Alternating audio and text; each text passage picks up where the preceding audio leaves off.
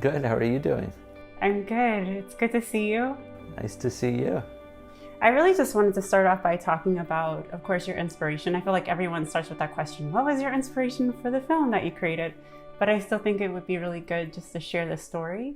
I was I was in graduate school at UCLA, and for a class I was writing a feature script.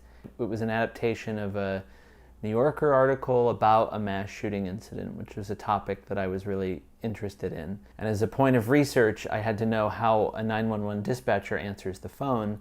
And so I Googled 911 call, and the call that DeKalb Elementary is based on was the first one that popped up. I guess it was on YouTube, where I saw like a kind of long audio link. It's 12 minutes long.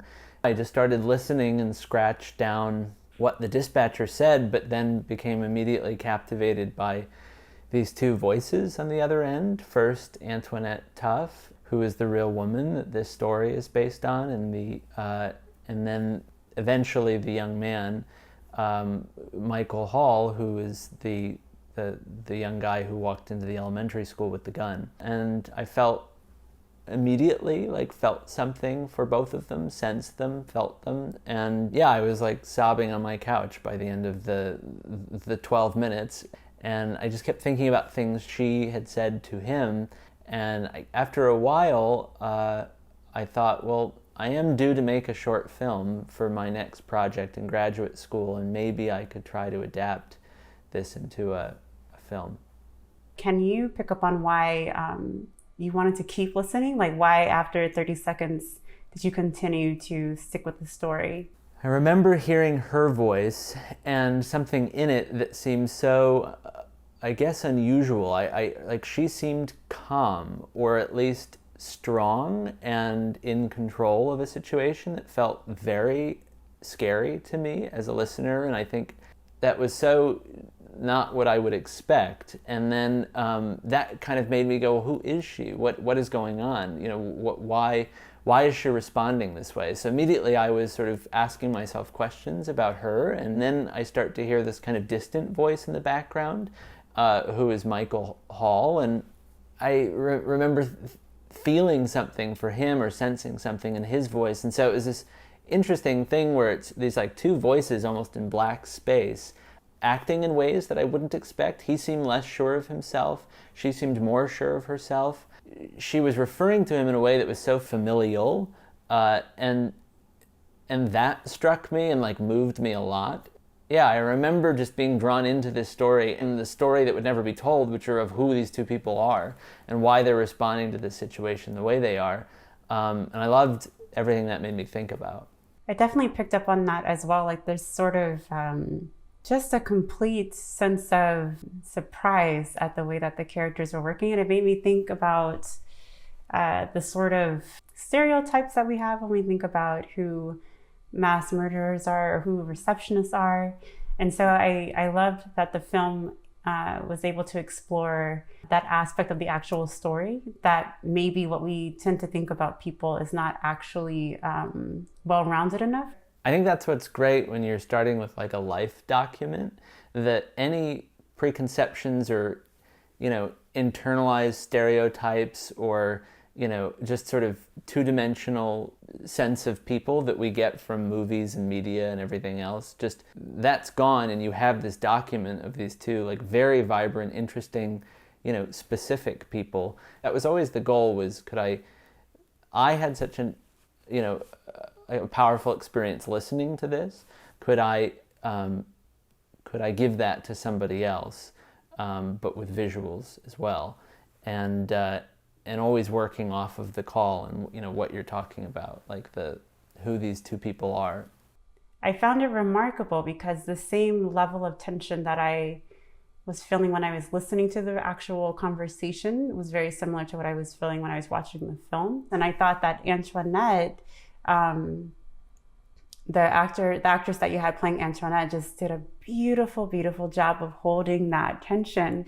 It's not until the very end of the film where she releases. In some ways, that like the tension of the story changes, and that was something that occurred to me. At a certain point, It's possible we're even concerned about his safety because she is. I guess it just puts us in closer lockstep with her in particular, and I think that's the other piece of it, perspectivizing the movie with her, and so that what's interesting is just her trying to read him and to go, who is this in front of me? Just as we're trying to understand, who this is in front of us. And then hopefully, he's peeled back a little bit in a way that makes us more able to empathize than to probably just fear him.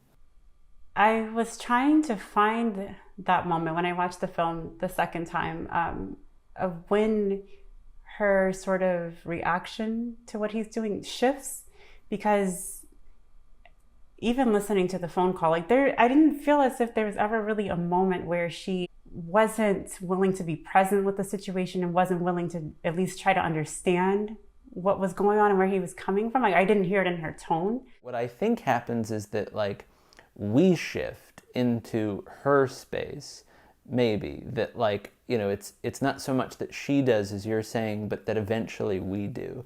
I think one of the things that interested me was that she was sort of calling me up as a listener to higher ground, I guess, in terms of how I saw someone, and it was neat to try to make something that does the same, where you take someone that obviously we are inclined to fear and you try to see them through different eyes.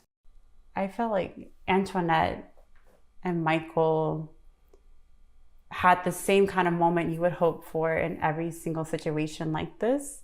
Yeah, and she does something. She sees herself in him. She has felt suffering. The real woman had been on the edge of a suicide attempt a year earlier, and so she looked at him, and he was different looking and scary, and she saw herself, which that kind of seeing yourself in someone who's other or who looks different is, I don't know, just I guess I can't understate how important that is. And that's something she sort of models for us. I'm just curious if you have any thoughts on how to do this, because I feel like a lot of people are asking that question. A lot of my white friends are asking that question. How do I connect? How do I see myself in the Black community, and how do I find some bridge?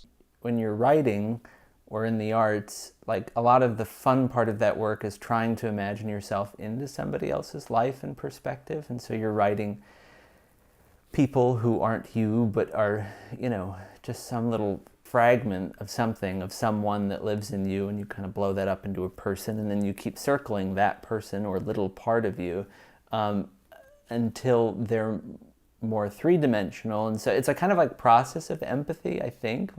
Even the writing process to me is I don't like, I guess, putting the period on a script until I feel like I love everybody in it, even the people who are difficult to love. You're presenting someone in all their complexity as much as you can, and that leaves us feeling conflicted, and I don't think that we want to feel conflicted. We just want to have our opinions, and that's, there's something very safe and reassuring about that. And I think that you're right. The work of now is the work of always is trying to hold those complexities. And that's, I think, when art fails us, it's I guess maybe preaching to the choir more than challenging us to see with different eyes. I do feel like we're in an Antoinette moment where we are actually living in a state of very intense tension. And the thing is that though we are aware that we're feeling this tension, we haven't had that moment of release. We don't really get how much we're holding right now physically. Yeah. We need to have those spaces where we can process and dialogue and begin to work together to think through, okay, this is coming up, so obviously something's happening. What are our next steps? It's in conversations like these that I feel even a little more optimistic. I know what you mean. Yeah. I think we need more spaces like this, though, right? We're talking about something very heavy. It deals with matters of mental illness and school shootings, but having the conversation about it and trying to think through the different ways that it happened in that particular situation. It's just an example of what happens when you can stop and take a moment and allow art to bring up the feelings, start the dialogue, and then continue the conversation. This conversation afterward and hearing somebody else's thoughts and what you got from it, and where your mind went and what it sort of turned up or in you, is like the greatest gift. And that's, you know, that's where you feel like, you know, you've spoken and now everybody else gets to speak back. And that's the part, like, that's my favorite part. And so this has been great. Yeah. Well, thank you so much. I so appreciate you. Thank you. I appreciate you, Dea. Thank you.